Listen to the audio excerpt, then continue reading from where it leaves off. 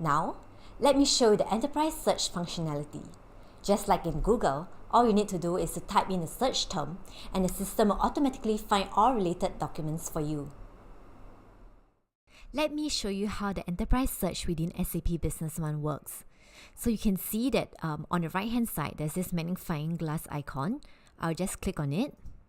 And how it works is similar to Google, whereby I can just type in a keyword. So for the sake of this demo, I'll type in the word Maxi and I hit enter. So this actually brings me to all the search results related to the keyword Maxi.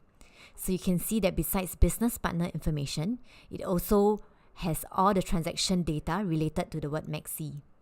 So when I click into the document, it actually brings me to more information regarding the business partner master data.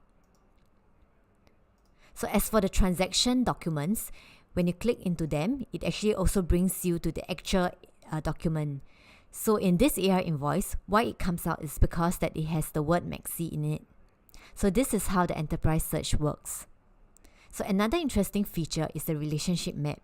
So since I'm at this document now, I'll just right click on the relationship map. And here, at one glance, I can see all the documents related to the AR invoice. So from here, you can see that this AR invoice stems out from the sales quotation that's converted to sales order, to delivery, and then to the AR invoice. So from here, at one glance, I can also see that this AR invoice is closed because payment has been made.